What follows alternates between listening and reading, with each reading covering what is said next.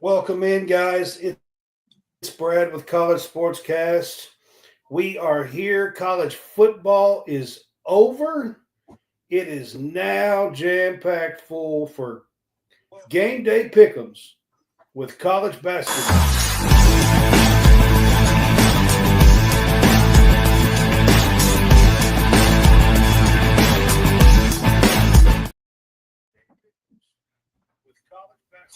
All right, guys, it's Brad with College SpotsCast.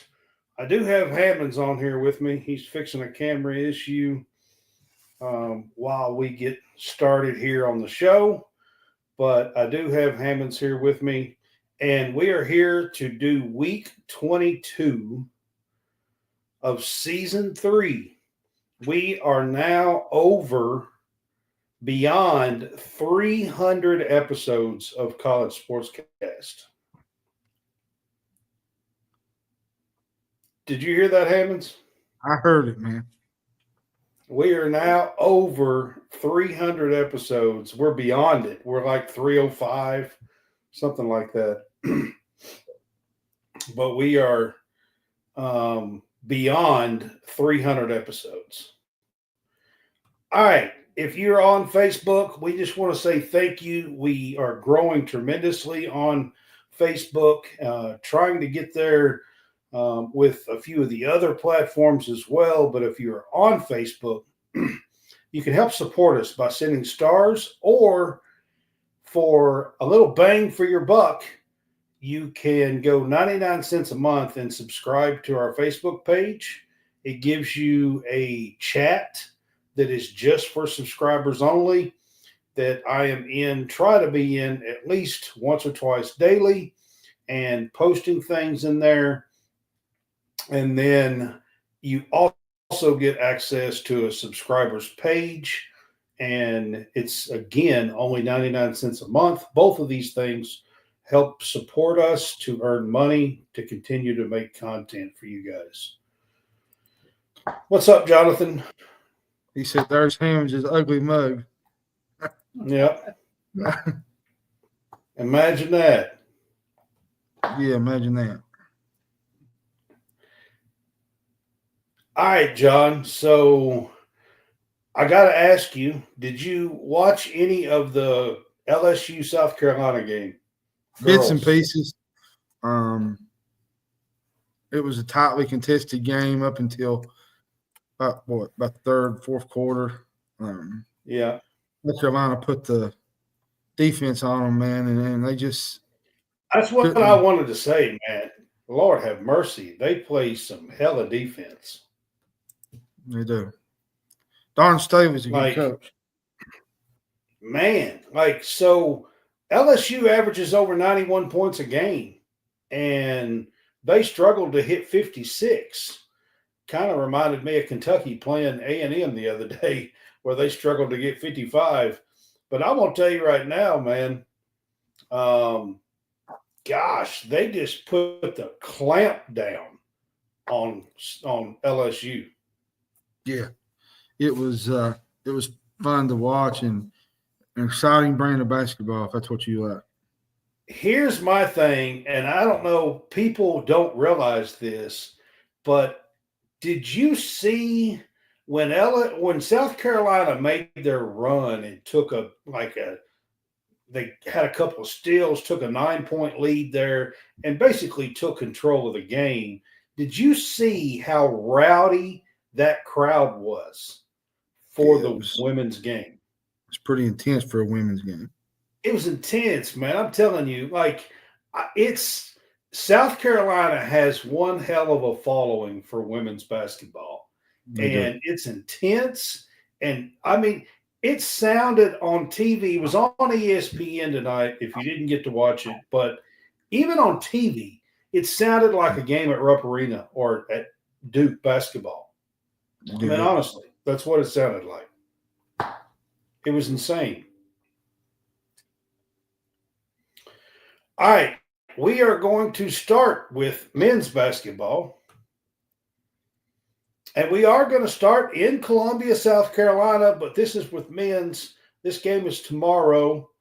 And I do use DraftKings for my spreads. There's one of these games I couldn't find a spread on for the men's, but the rest of them I think have spreads. The first one here, John, is Mississippi State is a 6.5-point favorite at South Carolina. Man, you look at South Carolina, I guess, and you think, goodness, they only lost to Auburn by what, 3 points? They led the whole game against Florida the other night. Against Florida at South Carolina. Yeah, that's 6.5 points. That's kind of big, really. And Florida hadn't even maybe led the entire game in the last 4 seconds. And it's mind-boggling to me that South Carolina is losing these top close games. Now, on the other side of the thing, you got Mississippi State. They've struggled at times in SEC play. They've dropped 3 of their last 4. Mississippi State's defense ain't as good this year as it was a year ago, I don't think. They gave up 81 or more points in their last 3 or 4 games. And South Carolina has a really good defense, too, that could possibly win this game. I think I'm going to take South Carolina to cover in this game. I don't like the Bulldogs on the road, especially the road games I've watched them in. They just don't look that great. Well, in South Carolina, man, Lamont Ferris always has these boys playing at home. They're tough. It's a tough place to go into. I just talked about how rowdy the crowd was on the women's side. It's a tough place to go into. And like you said, he does play great defense, and that's part of the reason why it's tough. And to add to your point, Josh Hubbard he's not played well, Brad, in the games that I've watched. He's not really done great. Now, they're good at home. That's expected because you play better at home. But the road games I watched, the Tennessee game, I think it was this past game, before that, before the Ole Miss game, they struggled on the road. So we got 2 on here that says the Auburn South game, Carolina to cover and South Carolina to win. So they didn't look great at Auburn. They didn't look great at Tennessee. And now they're going back on the road to South Carolina, a team that plays really good at home and is yet to kind of have that elusive win so far. I think Mississippi State wins this, but I'm going to take South Carolina to cover. I think that's exactly where I'm going. This spread looks too high to me. Since this is in Columbia, they just play too good there. I think the smart pick with this spread would be to take South Carolina in the 6.5 points. Yeah, that's what I'm going to do. Yeah. All right, the next one, we're going to go a little bit out west here. Well, actually, Arizona State would be out west, I guess. Iowa State is taking on Arizona State out in Arizona, and Iowa State's a 9.5-point favorite on the road here, John. I know Arizona State hasn't had quite the season that Iowa State has had. But again, when you're on the road, 9.5 points is a big number. Well, and they just recently lost on the road to West Virginia in a game. I think it was last weekend.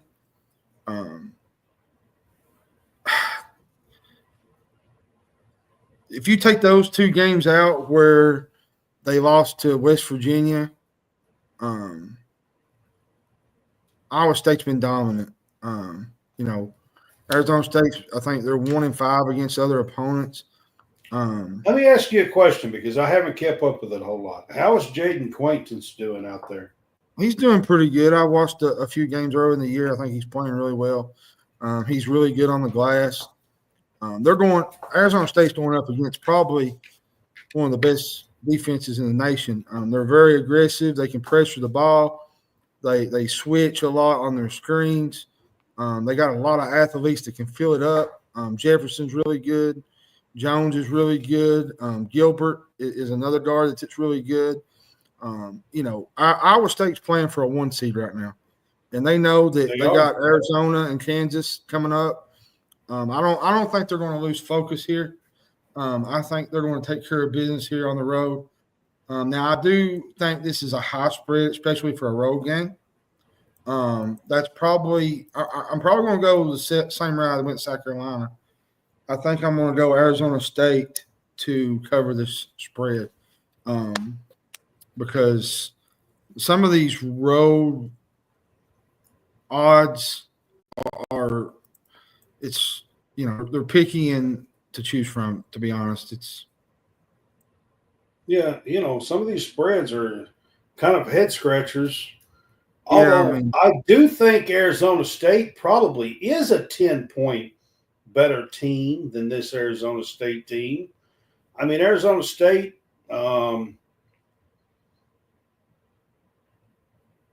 this is, they got Jaden Quaintance out there who committed to Kentucky with Calipari and is one of those kids that was committed to Calipari that really, when he left Kentucky, didn't really give Calipari much chance at Arkansas.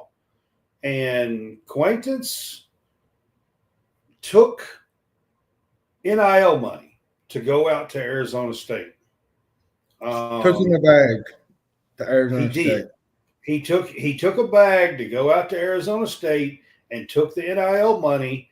And this is where I want to go with this is this. There are kids who worry about winning and going to a winning culture. And then there are kids who worry about money. I have a problem myself. I would rather a kid worry about winning and going to a school that is going to have that kind of culture to win ball games. Arizona State is a so-so team. I think they're 11-7 or something like that on the year. But they're in danger of missing the NCAA tournament. And as a kid like Jaden Quaintance that has all the talent in the world, he went out to a place for a bag of money that, to be quite honest with you, not a lot of people were even paying attention to. It's hard to stay relevant when you do that. Having said all that, and I had to put that in there and bring this up, I do think Iowa State is at least a 10-point better team than this Arizona State team. I know it's on the road, but I think I am going to take Iowa State in this game and lay the 9.5 points.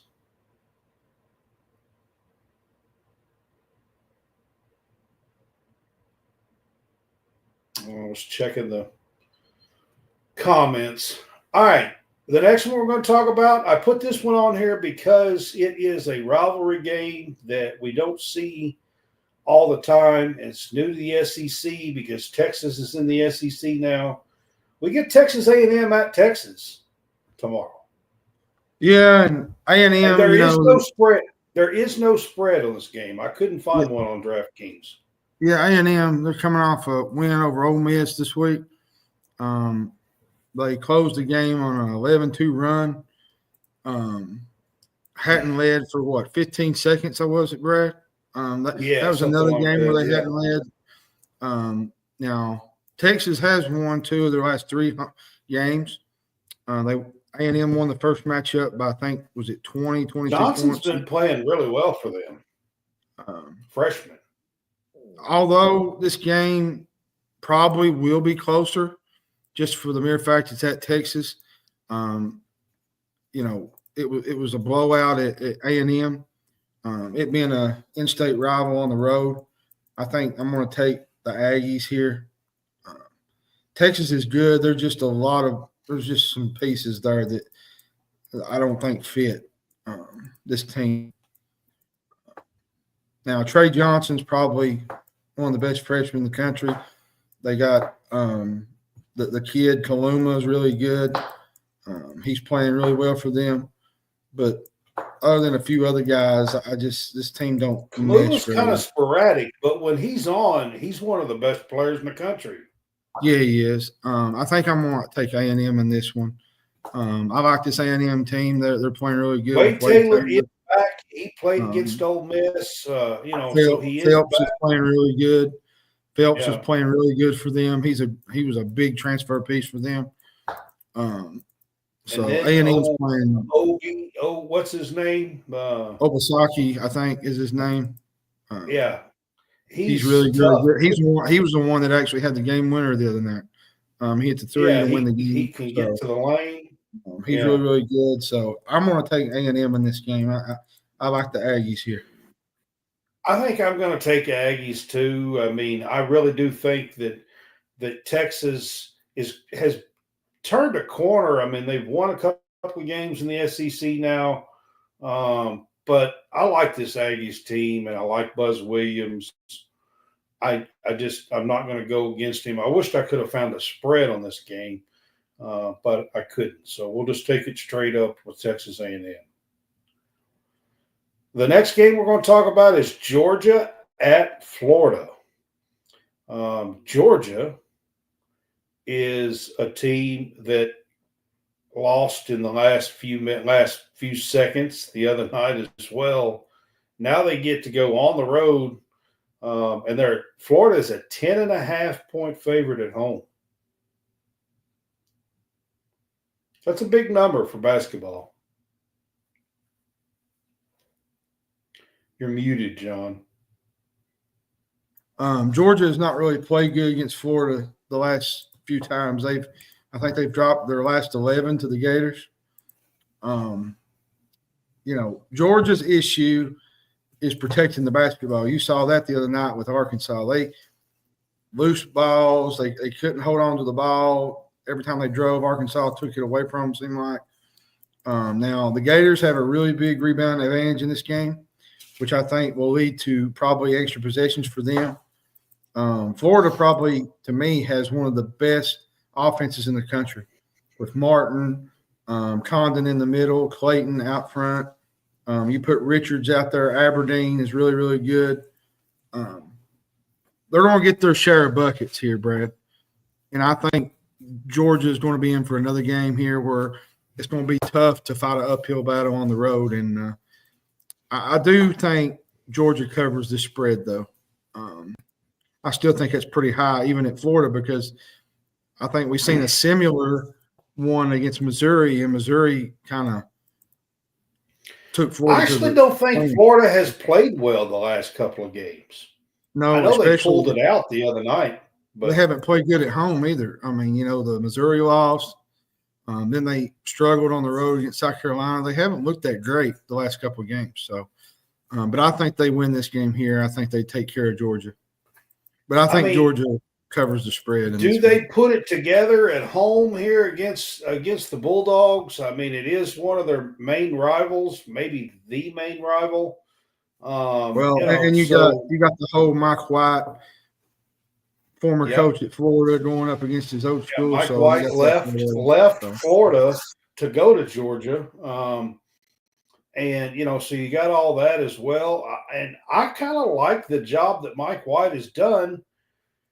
And one thing that we have not even mentioned here at College SpotsCast is what is going on with the Florida coaching staff and some of these issues that's going on. But it doesn't seem to be affecting the season so far. But they have not played good the last couple of games. Do you think it has something to do with their coaching or coaches? Well, maybe it could be a distraction. I mean, I don't know. I mean, that's a lot to take in, especially as a head coach, because he had the accusations against him early in the year. Then you had the ones, I think it was last week, with Torian Green on the staff. So maybe a distraction thing there, which they have not. They've not really looked. There was times in the game the other night against South Carolina, Brad, they looked like a bubble team. They looked like a team that was just.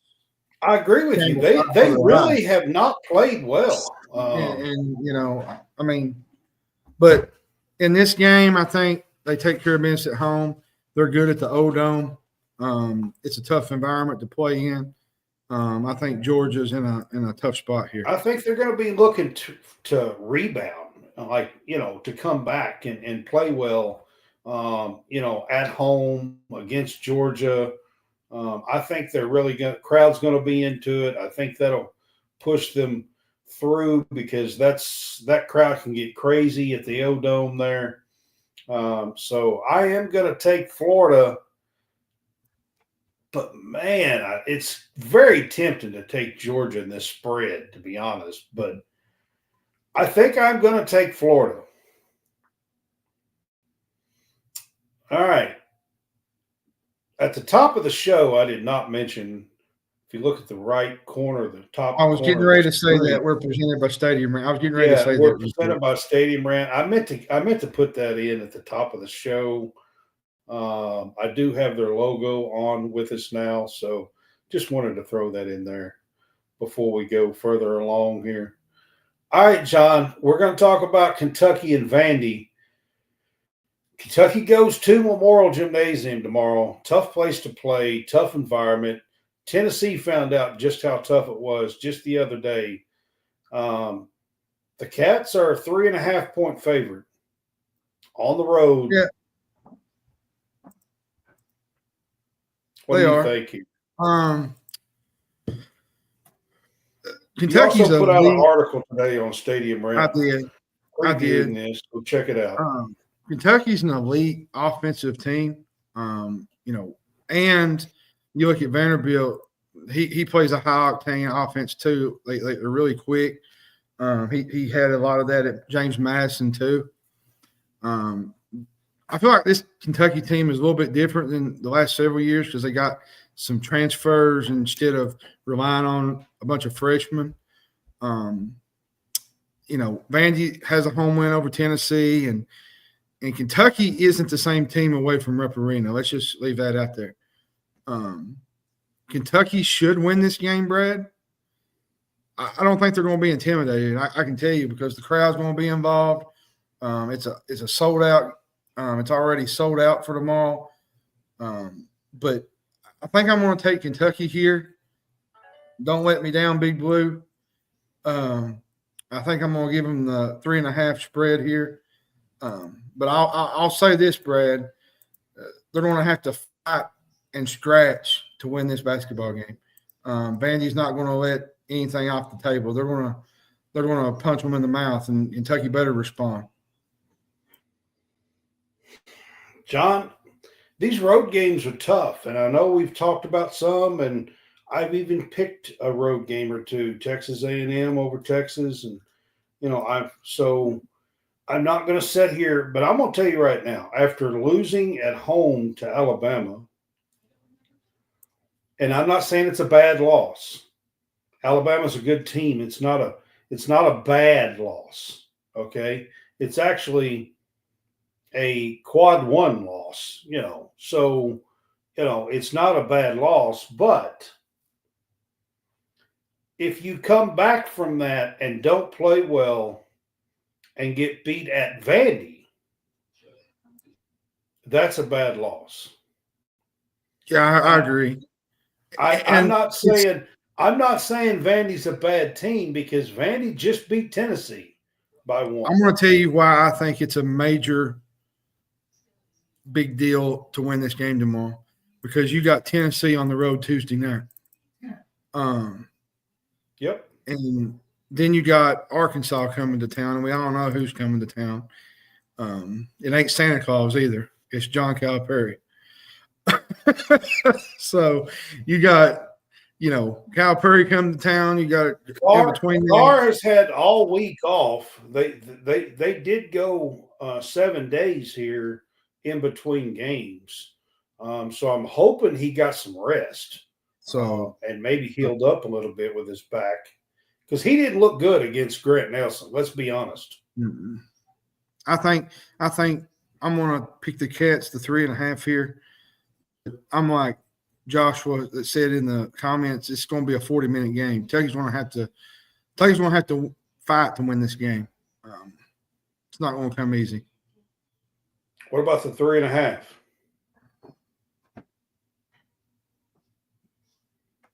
I think Kentucky covers. Yeah. Okay. All right. So Carr's got to come back a little bit more healthy. I've said this all along. Kentucky's a different team when Carr and Williams are not out there.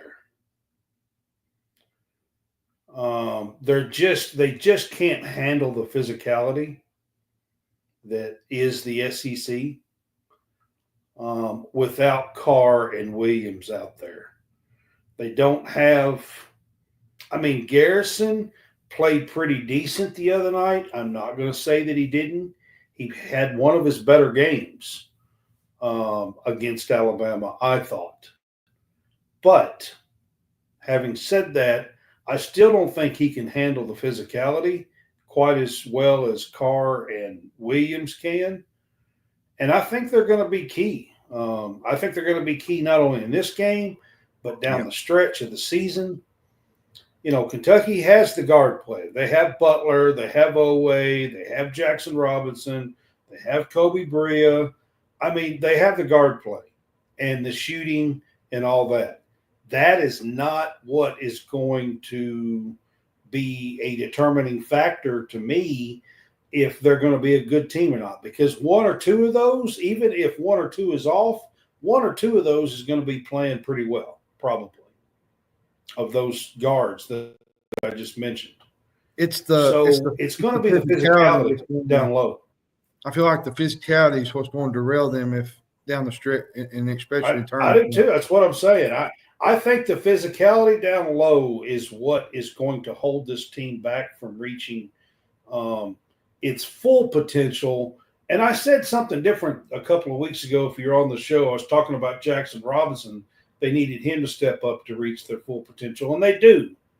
I think it's a combo of those two things because Butler and Owe have been playing pretty consistent, I think. And Kobe Bria is doing his thing. He's not every night, but he's consistent enough. He's pretty much doing his thing, what he was supposed to do when he got here. It's Jackson Robinson and the physicality that's going to maximize or become a problem for this team down the road. Having said that, I am going to take Kentucky here. I feel like this is a game that is sandwiched in between the Alabama game that they lost at home and on the road at Tennessee. This is a game that they have to get. They just have to. All right, John. Going to go to the ACC. The ACC really doesn't have too many great teams, but Wake Forest is 15-4. And Wake Forest has been known to kind of be a Duke killer. Especially at home. From Duke at home. Duke comes to town and is a 9.5-point favorite. Oh, Duke's 8-0 so far. They dominate the glass. Now they're ranked, I think, second in the conference in rebounding. Wake Forest is 15th. Wake is a really good defensive team, but if you've watched Duke all year, they probably have the best scoring defense in the ACC. You just have time getting shots off. Duke's won 12 straight. But Wake Forest, I think, has won 5 or 6 straight. I just think Duke's too athletic up top, Brad. And I think their offense is just too good right now. I will say that Wake has been known to win some of these games against Duke at home. They've in the past you've seen it where Duke comes in the better team and Wake just makes plays and they do their thing. But I just think this Duke team's a little bit better than those Duke teams that they brought in the last couple of years. I think Duke you're right. I mean, this Wake has been one of those teams in the ACC that seems to notch some wins every once in a while against the Dukies, to be quite honest with you. Yeah, Duke. especially when they come in on the road. I'll be honest with you. I think Duke is probably playing for overall number 1 seed at this point. They're playing for seeding in the conference right now. I think they're probably going to end up getting a 1 seed when it's all said and done. Jerry, oh me, stop it. Oh, so Duke has been playing well, guys. I mean, really, really good, to be quite honest. Cooper Flagg's playing, I think he's playing on a level that's really hard to match, to be honest. He's playing really, really stout, way beyond. He's 18 years old. The game has changed over the last 5, 6, 7 years. It used to be a younger game. It used to be 18, 19, 20-year-olds was kind of controlling college basketball. The game now is 23, 24-year-old men that are controlling college basketball. And it's not as easy for an 18-year-old kid to come in and dominate. And Cooper Flagg is holding his own. So you have to tip your cap to that. Even though I am a Kentucky fan, you at least have to tip your cap to that. And as much as I want to think that Wake Forest could pull this off, and like I said, they are 15-4. They've won 5 or 6 games in a row. They're doing pretty good in the ACC, and this is at their home floor, and they have been known to pull an upset or two against Duke. But I am going to take Duke here to win. But you know what, John? I might take Wake Forest in the points. That means they have to win by 10 or more. So I think I'm going to wind up, as far as a bettor, I think I'm going to take Wake Forest in the points.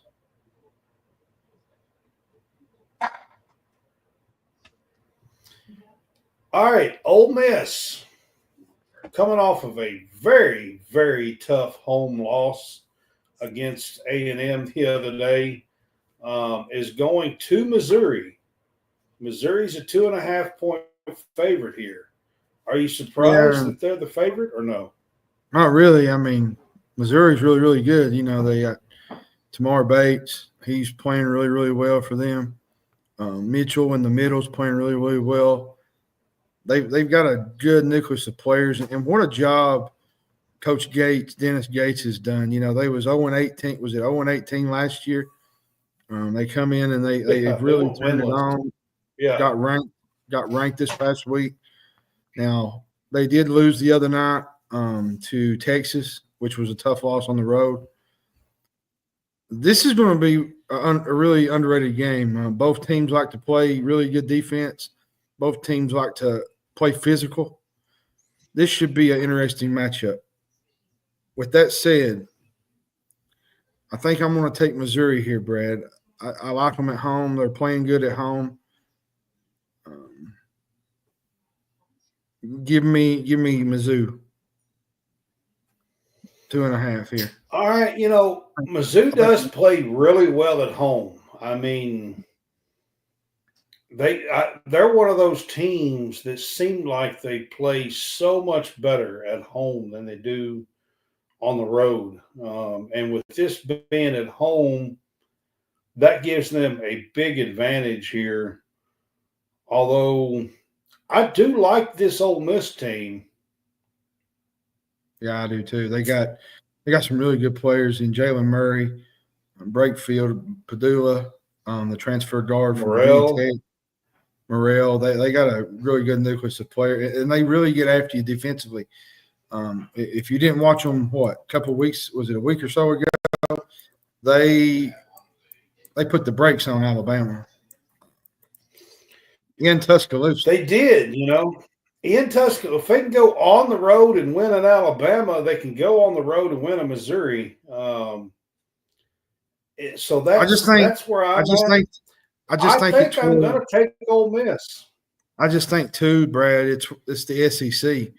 You go from one extreme to the next. You play one good game, and then you got to go right back and play another elite game here. Like this is a absolute gauntlet every single night, and you got to be ready for war every night. You strap on the shoes and get on that court. It's a I do battle. know this: they got to score more than 62 points, which is what beat They them do. the other night. They do. And here's another question. I want to ask this about the A&M ending. What was Ole Miss doing? They had a timeout left in their back pocket, and they tried to force a shot. I mean, it was just I don't know. it was out of control. The whole ending was The weird. whole ending was A&M weird. over from the 3-point line. And they hit one to win it. Like, yeah, all night long, and they hit one to win it. All right, John, this one blew my mind when I looked this up. This game is in Lawrence. How in the hell? I don't think I have ever, since we've been doing this, I don't think I've seen this, John. Kansas is not favored at home. well, and Houston's really not been tested in the Big 12 yet. This will be a big one for them. Kansas, you got to think they're 9-1 at home. Houston's probably not going to go undefeated in Big 12. Is somebody drunk at DraftKings or what? I'm going to tell you, I think Hunter Dickinson is a matchup nightmare for this team. I just don't get it. If you try to double that guy, they got some guys that can shoot the three. Mayo, DeJuan Harris. I think AJ Storr is a big AJ Storr seemed to woke. I think he woke up a game or two ago. Yeah, he's not had a great year. Now he did shoot really well against TCU the other night. I think he's an X factor in this game. And like I said, Houston's really not been tested on the road in the Big 12. And I think this will be the one that they finally get that test.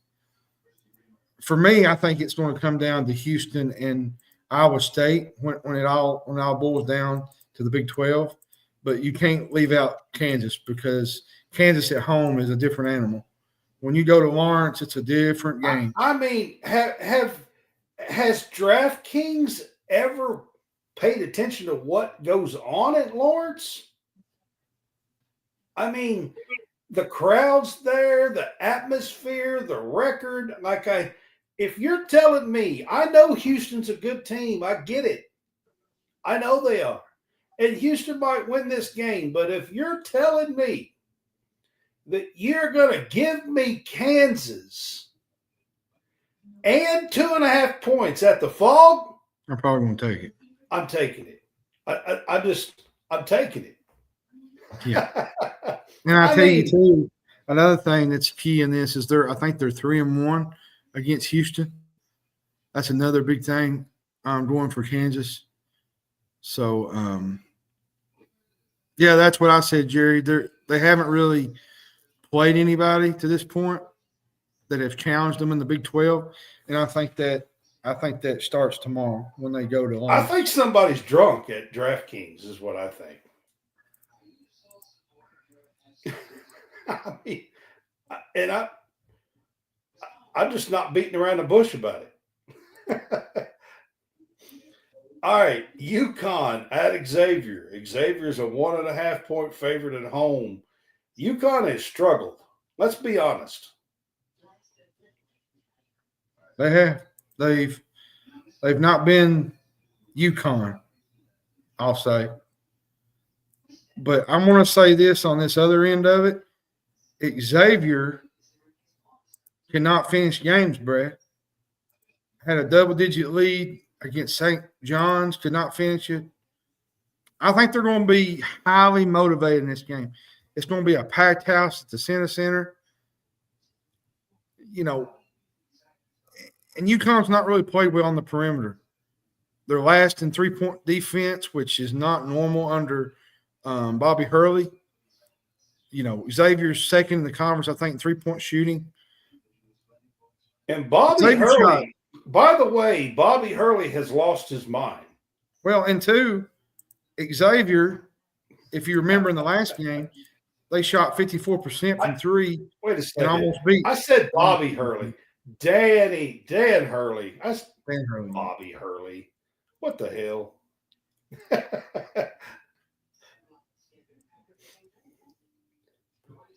Jerry Carter got me thinking way back.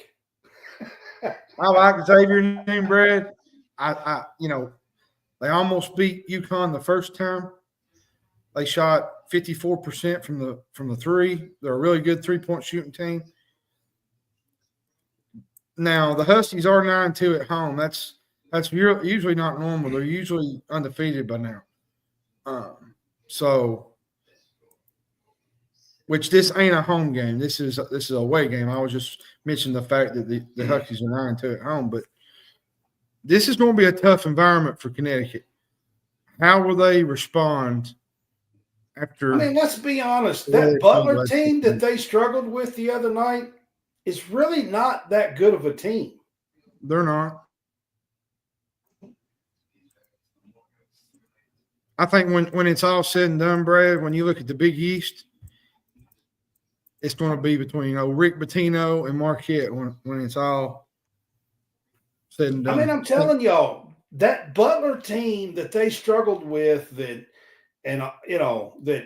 Hurley's losing his mind about and saying all this stuff to the ref and all the stuff that goes on with this UConn team, that Butler team is really not that great of a team.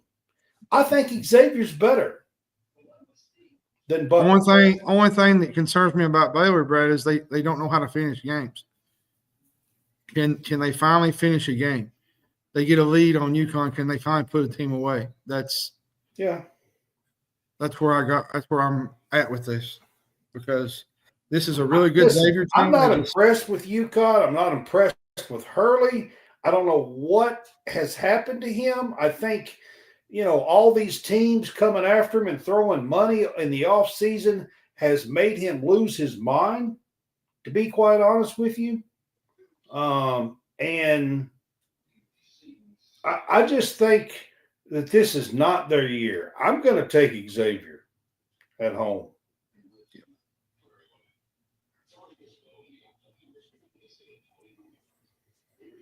All right, John, this is the big game tomorrow night outside of the Houston-Kansas game. But Tennessee travels to Auburn.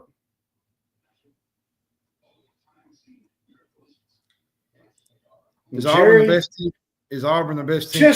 Just to go ahead and say this on the show, even if he is the best coach, what the hell does that mean?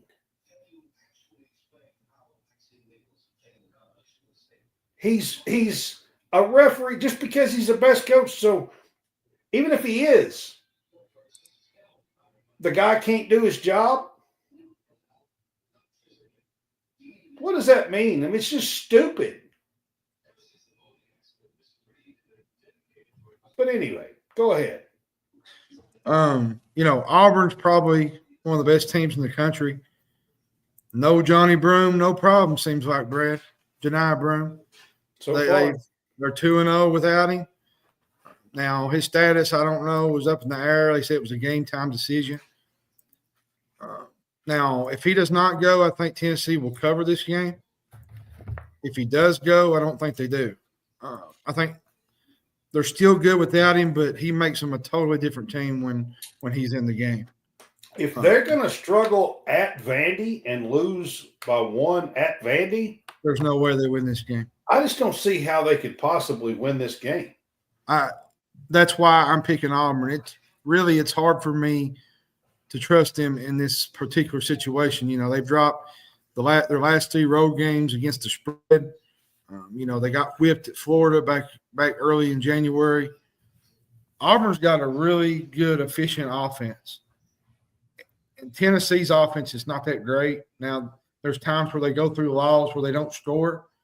And if they do that tomorrow, Auburn could put a good old-fashioned butt kick into them in the jungle. And it could get worse than the Florida game. Let's be honest. So give me Auburn in the points. I think Auburn wins this game. Yeah. I think Auburn's the best team in the league by far. Them and Alabama. All right, guys. We got a couple of Josh. No. I'm sorry. No. No. Just can't. Now, being here with College SpotsCast, at times I have picked Tennessee. I'm not going to say that I haven't. I have. But I'm not going to sit here and tell you guys that, I don't want to say this, but I hope no, that you won't hear me say that. No, I'm just telling y'all. I think Auburn's the best team in the country right now. I think they've been the best team in the country. I think losing Janai Broome and still doing what they're doing is proving they're the best team in the country. And I have seen some things from Tennessee that makes me think this Tennessee team is not quite what people thought they were a few weeks ago. They get smoked by Florida. And then they have the issue the other night where, Chaz Lanier has a play run to him. He decides he doesn't want to play. He doesn't want to shoot it. The play runs perfectly fine. Chaz Lanier's wide open, and he just says, nah, I'm not going to do it. And he gets taken out of the game. Then they go to Vandy and lose at Vandy. I don't know. I don't see them being able to go to Auburn and get the win. I'm going to take the Auburn Tigers here in this game. I don't like this spot for Tennessee because of their recent road woes. Because, Brad, you get behind in the jungle, you got the fans against you. Then after this, we go to Knoxville, right? Yeah. So no time off in the SEC this year for anybody. Absolutely not. All right, guys, we are going to switch things up and go to women's basketball. But before we do, I am going to let Howie Fresh talk a little bit about his Real Fresh channel. You need new entertainment. You need full-length content. You need the Real Fresh channel. Hey, I'm Howie Fresh from the Real Fresh channel. Subscribe today on YouTube. We have new content. We are a network of podcasters putting out new stuff every single day. Whether you need sports, pro or college, whether you need comedies, whether you need pop culture, whether you need wrestling. We've got so much content on there. Gaming. Check it out. Live, not live. We've got it all. The Real Fresh channel. Subscribe today. All right, guys, that was Howie Fresh. He is riding the Stadium Rant with us and doing a bunch of NFL stuff and coverage, and he has a great, absolutely great, if you are a bettor, he has a great show where he does the weekly picks and has an absolute fantastic record, like 70% winners. So, I mean, he is fantastic. Check him out on the Real Fresh channel, and Fresh Takes is the name of that show. All right, got to give Howie a shout out. Haven't given him one for a little while. So the first game we're going to talk about on the women's side, John, is Michigan State at Michigan tomorrow on Saturday. This is kind of surprise. I mean, both of these teams are having a better season than what I think was expected. Yeah, Michigan State is 16-3, playing really, really well. They're 6-2 in Big Ten play. They got some really good athletes. They got the junior forward in the middle, Grace Van Sluten. She's playing really well. On Michigan side, you got Silas Swartz. I think she's second in the team in scoring. Olivia Olson's really, really good. Jordan Hobbs is a really good senior guard from Michigan. Michigan's sixth in the scoring offense in the Big Ten. I think they're averaging over 80 points. This should be an interesting game, and I will say, it being at Ann Arbor, I think I'm gonna go with Michigan in this game. If you've not watched Silas Swartz play basketball, you're missing She's out. a freshman, by the way, and playing really well. She's really, really good. So, give me the Wolverines. I think they win this game against Michigan State. Yeah, I mean, I like this Michigan State team. They have played really well, but I'm going to be honest with you. It's going to be tough going into Ann Arbor with the way this team has played and the freshmen has played for Michigan. They've just had a really, really good season. I'm going to take Michigan as well in that one.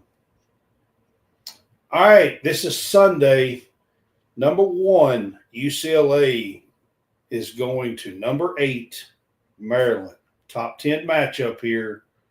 Now, Maryland did lose a bench piece. 10-point score. Mm-hmm. So, this Maryland team is not going to be at full strength. Mm-mm. Do they have a shot against the number 1 team in the country? It's going to be tough. Lauren Betts is playing at a really elite level right now. Like I said, their coach, I can't remember her name at UCLA. I said she was probably one of the coach of the year this year. Should be interesting to see how they respond losing their key player. I'm trying to think what the girl's name was. Was it Sellers or McDaniel? I think it was McDaniel, wasn't it? Yes, McDaniel's the one.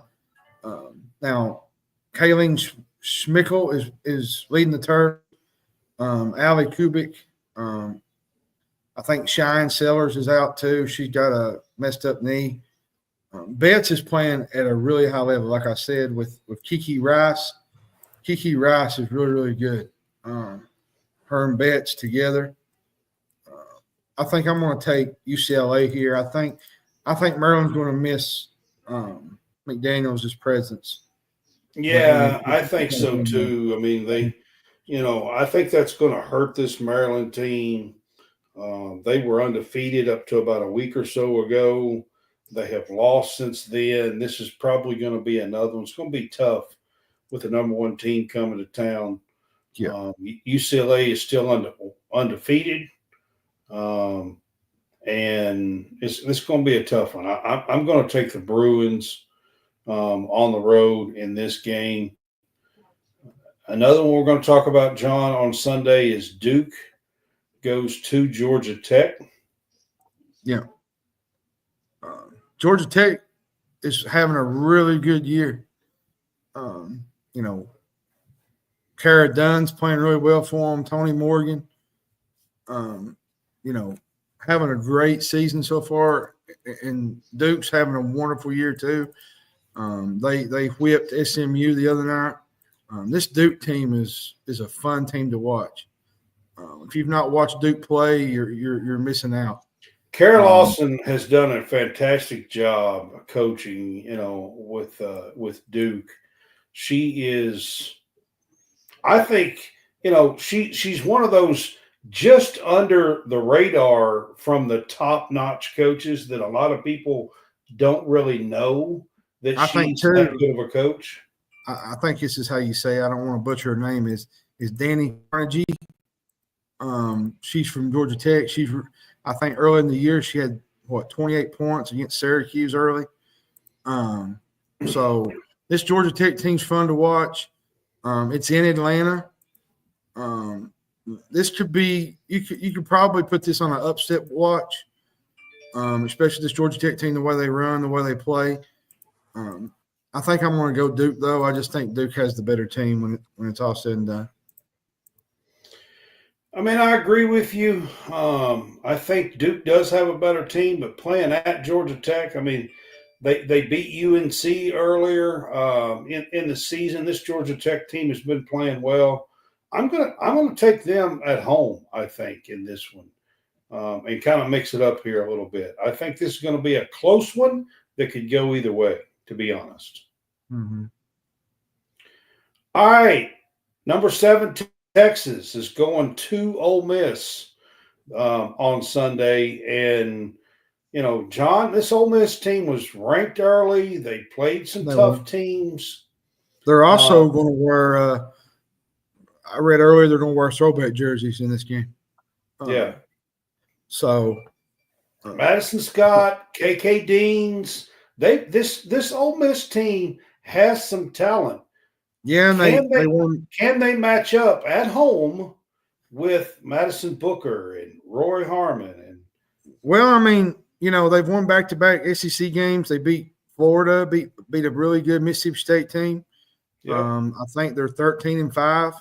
Texas is coming in off a win over Tennessee, 19-2. I think it's a great opportunity for Ole Miss to put their name in the hat and pick up a quad one win when it comes to the turn play. They got a really good coach as well. I love her as a coach. She's probably one of the most, I think, underrated head coaches in the country. McCoon, I think is how you say it. Yolette McPhee. I think that's how you say her name. I don't want to butcher her name, but she's a really good coach. I'm not good with kind of. She's a really good coach for them. She's very energetic, very she's got them back into the spotlight. I think, what was it, Brad? They had them last year before they went to the was it Sweet 16 maybe, I think? Yeah. Yeah, I think they did. So, yeah. She's doing some good things there. But I think Texas just has too many weapons. Texas is playing at an elite level right now, and I really love this Texas team. Schaefer, Tennessee hung with them the other night. Coach Schaefer's a fantastic coach. Yeah, he is. But Tennessee hung with Texas the other night. Tennessee, I mean, they just got beat by 4. They did. Last night. Yeah.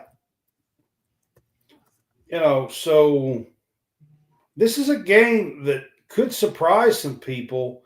I am going to take Texas because I think Texas has that team that's trying to make a run for a Final Four or more. Yeah. I'm not sure Ole Miss has a Final Four team. I think if they can play it out at best, I think they might be a Sweet 16 team. Yeah, I agree. Something like that. But at home, could they pull out a surprise here? It's possible. It's possible. They're going to have to play their game because Texas is you can't. KK Deans, Madison Scott, a couple of others that they have that are really good players is going to have to play well in that game. Yeah, they have to step up. Yeah. All right, John. Baylor is at TCU. TCU got upset a couple of nights ago by Oklahoma State by 1 point as well, and they had been rocking and rolling. I think they were like 19-1 or something. Man, it seems like when you talk about Baylor, you talk about Brittany Griner and the legendary teams that they had. It just seems like they've kind of slacked off a little bit. But here's the thing, John. They're not ranked. They don't get any love. And people still want to go all the way back to the Brittany Griner days to think about them. But they're 16-3. Yeah. And I don't know if you guys remember Jada Walker. Yeah, she played for the Cats. Jada Walker played 2 years for the Cats. She is still at Baylor. She transferred. She is a fifth-year senior. She is still the little point guard down there on this Baylor team, and she's going to be going up against Haley Van Lith here in this game. I mean, it's going to be a really good point guard battle. Yeah, it's going to be a tall task for Baylor. It's not all about her either. Haley Van Lith. They got Sedona Prince. She's playing really, really good for them. 6'7", by the way. She's a really good player. Yeah. They just lost to UCLA. I think it was a couple of nights ago. Was it Baylor lost to UCLA? Which you got to remember, UCLA is number one in the country. They're probably going to be right in the mix of the Final Four. So it's not really a bad loss. But if you can win a game like this against TCU, it's probably going to keep Baylor in the top 25. And then they have a stretch where they play a bunch of unranked teams, which I think will kind of build their resume and build their win totals to get them into the tournament. I think this Baylor team's probably going to be in the tournament. Now, whether they go to the Sweet 16 or whatever, that's another thing. They got to improve. But I like this Baylor team. I think they're a good team. I think that it's just not the glaze. Jada Walker was the point guard on the Kentucky team that beat South Carolina in the tournament in 2022, SEC tournament. I just think Baylor's lost its flash a lot in the last few years, but they're still a good program. That's nothing to take away from them. They're a good program. I just think it's not the flash that we've seen. I'm going to give this one to Haley Van Lith and TCU here in Sedona Prince because it's at home and they're coming off of a loss. I'm going to give them the bounce back here, but I'm going to be honest with you. It would not shock me if Jada Walker and the Baylor Bears come in and get a win here. Mm-mm. All right, John. I'm going to give you a chance. I left out a couple of games that you kind of put on a list. You can go men's or women's, or we can do a couple of men's, and we can do a couple of women's. I'll do these women's with the FSU North Carolina. I like this North Carolina team. I think they're really, really good. FSU, everybody thought really FSU was going to have a great year, and it just seems like they've kind of not done so great once they've gotten to ACC play. And, now the Tar Heels, on the other hand, are a really good basketball team. I think they got a guard. I'm trying to think the girls. India Navarre is really, really good. Denarski. North Carolina's got a pretty good basketball team. GameDay. You can't forget that one. And then they got Kelly. Renee Kelly. This is a fun one. I'm gonna tell you what, GameDay, she plays that way too. By the way, she does. I got North Carolina here. I think they take care of business at home.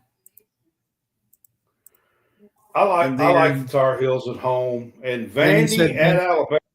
Yeah, you said Vandy, Alabama was another one. I love this Vanderbilt team. All the girls. I think they're really, really good. It's hard to not notice the two girls that are in the backcourt for Vanderbilt. Michaela Blake, she's really, really good. She's a freshman. Alabama's got a really good team. Shea Ralph is one of the best coaches in the country. They've not made the tournament since 2014. They didn't do real great her first 2 years. Now they did. They're coming on though. I think they made it in the first 4 in 24. I think they to Baylor in the first round. But overall, I think this is a really good Vanderbilt team. They beat Tennessee last week, or this past week. Alabama's really good. Alabama's got some really good players on their team. Barker. I'm not for sure if she's playing right now. I think She's she's been out. I don't know if she's coming back or not. When? Yeah. She had a hamstring problem, I think. Yeah, she did. But I think I'm going to take Bama in this game. I like them at home. All right. So one more bonus. I'm going to go back to the men's game. Oklahoma is at Arkansas tomorrow. Yeah, Arkansas needs this game. Do you think Arkansas can get a second win in a row here? They need it. I think they need it. I mean, I think they played better this past week against Georgia. I thought they played physical. I thought, even without Boogie Flan, they did some really good things. I thought Carter Knox played really, really well. Wednesday night, I thought he done a really good job off the bench. Actually, no, he started. He started the game. But they're going to need this game, and I say that because they're going to hit a tough stretch here. And Oklahoma is kind of probably fighting for their life too because they need some wins to kind of get back in that upper echelon of the SEC. I feel like if Arkansas loses this game, they got a whole week to marinate before John Calipari goes to Lexington. Yeah, that's true. And I think they need to win this game, honestly, because there's a stretch there. It's in Fayetteville. I mean, they really do need this game. I just thought I'm not going to make a pick here. Oh no, I'm just saying. The thing about this game, they got to win this game, and I say that because you sit all week with that loss on your mind in Kentucky next weekend, and the whole Calipari thing. It's going to make for some interesting combos on the timeline. All I'll say about it. That's true. So. All right, the last one, bonus-wise, Michigan State goes to Rutgers tomorrow. I could see Michigan State. Tom Izzo, I think, should be on people's short list for Coach of the Year so far. I think he's done really well. Jason Richardson is playing really, really well. Jason Richardson's used to play Rutgers, for Michigan State. On the other hand, has a ton of talent. Ace Bailey has not played well. Dylan Harper, they haven't played great. Their preseason rankings not matching up to what they are now. Fears is playing really, really well for Michigan State, and if many don't know, his brother plays for Oklahoma. Yeah, Jeremiah Fears. And they got Cohen Carr. He's playing at an elite level. This is a fun Michigan State team, and I would not be shocked, Brad. I'll just say it because if you've never played at Rutgers, they call it the rack. A lot of teams don't come out of that place with wins. It's a tough place to play. There's been a lot of teams over the last few years lost in that arena. So I wouldn't be shocked if Michigan State dropped this game right here. But I think I'm going to take Michigan State. I think they're playing at an elite level. I think they win the Big Ten. And what has happened to Illinois? We don't need to go on a big ramble here. But they're so up and down. They're just so up and down. I thought they was going to be really good, and then they got whipped last night by Maryland. Just some funky times in Champaign. Yeah, they're just so up and down. But Michigan State has been playing really well. I hope to see them continue that tomorrow for East Lansing, for Michigan State, and for Tom Izzo. From me, I mean, it's really good to see Michigan State back playing pretty good and holding their own. I'd love to see them win the Big Ten this year, to be honest. I would too. All right, final buzzer. Going to kind of wrap this up with a thought here. I saw while we have been on this show, Jerry Jones hired Brian Schottenheimer. Please tell me he did not. He did. ESPN I'm pretty sure it's official now. I'm pretty sure. But that's not exactly what I want to talk about. I want to talk about greats who hung on too long and ruined their legacy. Jerry Jones Is one 30 of them. years ago was one of the best owners in football and was winning 3 out of 4 titles with one of the best teams ever assembled. And is just he's followed in the footsteps of somebody like Al Davis, who was winning championships and going to Super Bowls in the 70s and 80s and hung on way too long, and everybody remembers him as a loser. And then I'll even throw another name in there, John. Calipari's kind of hung on too long, been struggling. What's your thoughts on greats not knowing when it's time to step away? The thing about Jerry Jones, let me just say about Jerry Jones, it's been a misstep. You know, they had the 1-15 disaster in '89. I think he was the first year as an owner. They went through the draft and they got Emmitt Smith, Troy Aikman. Then they hired Jimmy Johnson, which I thought was stupid to let him go. You know, it's built, this whole roster and whole culture was built under Jimmy Johnson. He had 2 of those Super Bowls. You know, then they moved on to Barry Switzer. Would have had more if Jerry Jones didn't kick him to the curb. Some coaching hires he's made that are really good and some not. You know, he had Chan Gailey in '99. That was a disaster. Dave Campo was a disaster. That was probably the darkest era that I've ever been involved in as a Cowboys fan. Then you had Bill Parcells, which I thought Parcells was a good, you know, coach at the time. He was a good hire. I'm not going to sit and tell you. I think Mike McCarthy was a good hire. They had Wade Phillips, which I think Wade Phillips is a better D coordinator than he is a coach.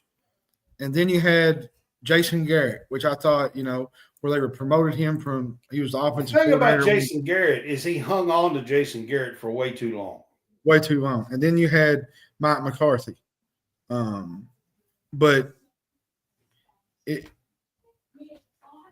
been more than 30 years, Brad, since Jerry Jones has been able to really – he's trying to pick and figure out how to put a winning team. John, let me ask you this about the Brian Schottenheimer thing, okay? Schottenheimer's been there. He was the OC. However, they didn't allow him to call the plays. Yeah. They fired Kellen Moore.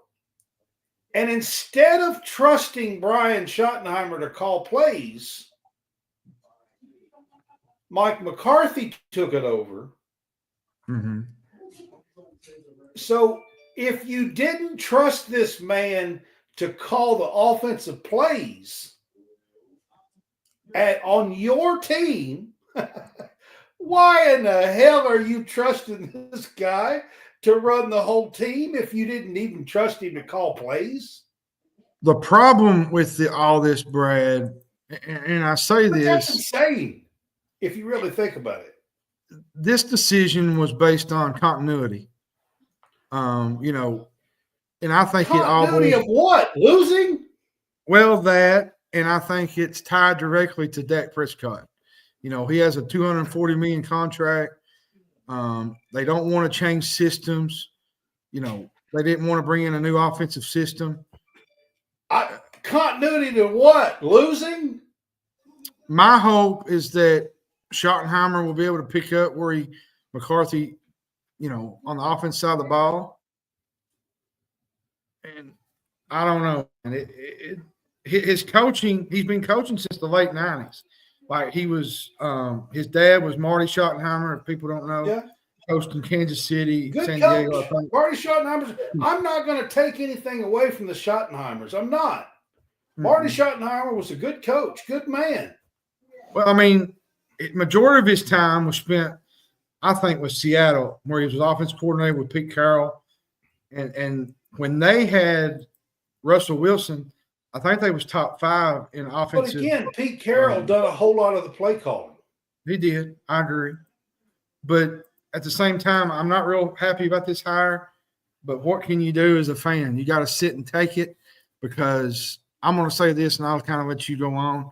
The Jones family has ruined the Dallas Cowboys franchise and their fans. Well, but that's kind of where I wanted to start with this is, there was a time when he was at the top of the game as an owner and was extremely well thought of. Now, John, he's a punchline. Well, what he wants, Jerry wants all the control, and he wants a yes man. And so you're telling me he would rather be a joke and a punchline just to have a yes man? That's basically what it is. Yes.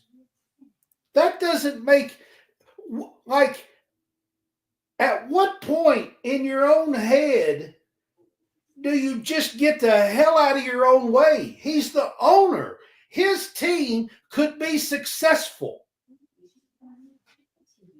He could sit back in his little box and be the owner of a successful franchise. But that's not what he's wanting. Not only a successful franchise, but the Dallas Cowboys. But that's not what he's wanting to do. He's wanting to be the coach and the owner, and he's wanting to control everything. At what point are you smart enough to get the hell out of your own way? I just don't get it. Al Davis did the exact same thing for 20 years. Guess what? Jerry Jones, congratulations. You are now the Al Davis of the NFL. Congratulations. Wow. That's all I got to say. All right, guys, I'm going to wrap it up with that. This has been the Final Buzzer, College SpotsCast, our game day pick'ems. Had a little fun at the end. John is a diehard Cowboys fan. I am. And I want to say this real quick before we all go. I'm a diehard Cowboys fan. I sit and say, well, I'll never watch them again. But that's not true. But at some point, there needs to be accountability. And there's no accountability in the front office. There's none. And they don't listen just wanting to have to own a successful franchise. How about that? Then you do it with this kind of hire, like he's the owner. He can cash in and be the owner of a successful franchise. I just don't get it. John must have ended or left, or I'm not sure. There he is. He's coming back. Gary Jones cut me out. We'll just end on that note, Brad. I don't want to get into a big rant tonight because it's not even worth talking about at this point. All right, guys. We are happy to be part of Stadium Rant now. That's been at the top of the show the entire time in the right-hand corner, so we appreciate that. This has been College SpotsCast Game Day Pick'em. Join us Monday night. We are going to be doing our Big Blue Hoops Cast show. We have a big guest on Monday night, Corey Price of the UK Sports Network. He is a statistician for football and basketball. He works for UK in the PR communications as well. He is fantastic with historian and statistics for Kentucky sports. Yeah, it'll blow your mind, honestly. He's fantastic, and he's going to be here to help break down a bunch of stats and things that he puts out on these two teams. We will talk women's and men's basketball. That's the reason why we're going to talk about what he sees, talk about the stats that he puts out, talk about the games of this weekend, and looking forward to March. So join us on Monday night, College SpotsCast, the Big Blue Hoops Cast. We will have Corey Price with us from the UK Sports Network. Y'all have a good night. Have a good one.